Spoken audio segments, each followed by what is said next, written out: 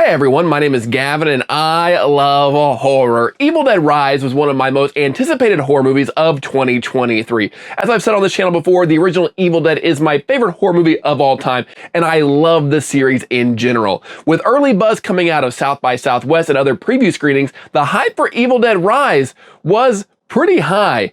After finally checking out Evil Dead Rise, I will say it's a good movie, but I couldn't help but feel a little disappointed. Let's get into it. I'll get into what I think was the most disappointing aspect of Evil Dead Rise at the end, and I'll also address claims that the movie is too woke. But before we do that, go ahead and be sure to leave a like for this video and subscribe to the channel. Also, big old spoiler warning for Evil Dead Rise.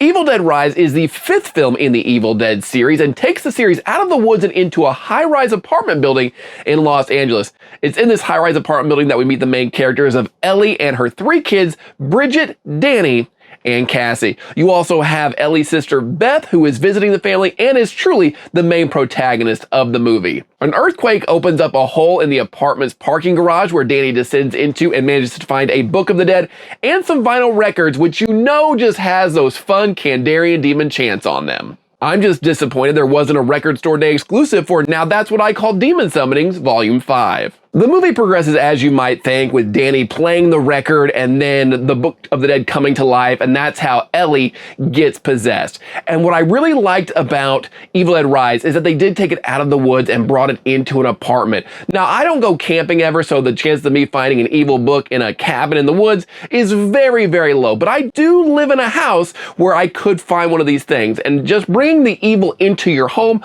a place where you're supposed to be safe, is very, very scary to me. I also really love the aspect of a mother being possessed and her going after her kids. Whenever you bring kids and family into a movie, the stakes are significantly higher. I thought it was great. And you really do love and care about these characters and don't want any of them to get hurt. It feels like a real family. And enough cannot be said about how great Alyssa Sutherland's performance is in Evil Dead Rise as Ellie. The way she contorts her body and truly becomes the demonic possession version of Ellie is so creepy and just so terrifying. She really gives an A+ performance in this, and I truly believe that the scene of her in the hallway being looked at through the peephole with like the blood coming down and trying to get into the apartment, I think it's gonna be the most memorable scene of 2023 in any horror movie. One thing the Evil Dead franchise is known for is its use of gore, and Evil Dead Rise does not disappoint. It does take a little bit of time to get to the red stuff, but once it starts flowing, it does not stop. You have eyes being bitten out of faces, dismemberments, a character eating glass, and an elevator filled with blood, a la The Shining. You also have a scene featuring a cheese grater that I felt was a little overhyped. With the way they were promoting the scene on Twitter and like on merchandise, I thought it was gonna be something truly, truly heinous, but I felt it was a little underwhelming. And this could just be a me thing. Maybe I'm just desensitized because I grew up watching late 90s ECW where they regularly use a cheese grater on each other, or the fact that I did use a cheese grater in my 2007 short film, Do Unto Others. Maybe I'm biased. Also, my video, it's not super great, but I did use a cheese grater.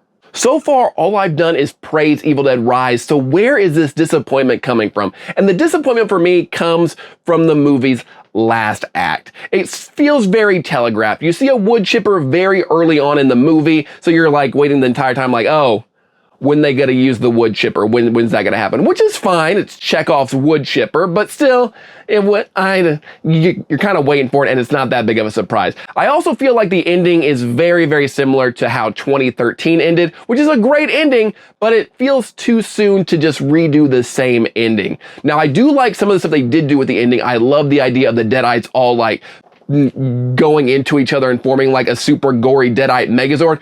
I love that, but I don't like how they were dispatched. I don't like that Beth uses a chainsaw in the face of her sister, kind of like they did in the end of Evil Dead 2013. You also have like the blood raining down from the wood chipper, very similar to Evil Dead 2013. For an Evil Dead film that takes a lot of risk, I was disappointed that they kind of rested on their laurels in the ending. And finally, let's address some of the criticism that Evil Dead Rise is somehow too woke. A lot of these accusations of being woke, some of them are coming from the gender ambiguity of the character Bridget, but most of these accusations are coming from the fact that the character of Danny, played by Morgan Davies, the actor, is transgender. And my reaction is, okay, So what? Who cares? What? Who?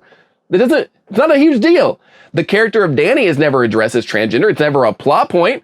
Transgender people exist, they're actors, and they need work. Morgan Davies simply showed up to play a role they were given as Danny, and they do a great job.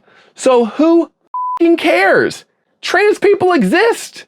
And I know it has to get old whenever I have to be preachy or snowflake mode or whatever. I get tired of doing it too, but if these criticisms keep coming up, I have to keep addressing it. I'm just trying to do my part as an ally to say people deserve to be who they are and to be seen and not be criticized merely for existing. And if you're the kind of person who wants to call every kind of media woke and won't consume woke media because people in movies don't look exactly like you do, you're going to run out of things to watch very, very quickly because times they are changing. And if you don't want to watch woke media, well then that's fine, don't do that. But you should probably go be mad at a Bud Light can, Kid Rock.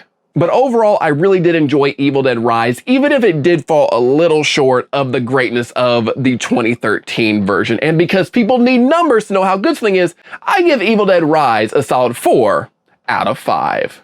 But what did you think of Evil Dead Rise? Let me know in the comments below. Also, what is your favorite kill of the entire Evil Dead franchise? I want to talk about it in the comments. As always, be sure to leave a like for this video and subscribe to this channel for more great horror content coming from your man, Gavin. That's me if you haven't figured it out yet. But until next time, stay weird.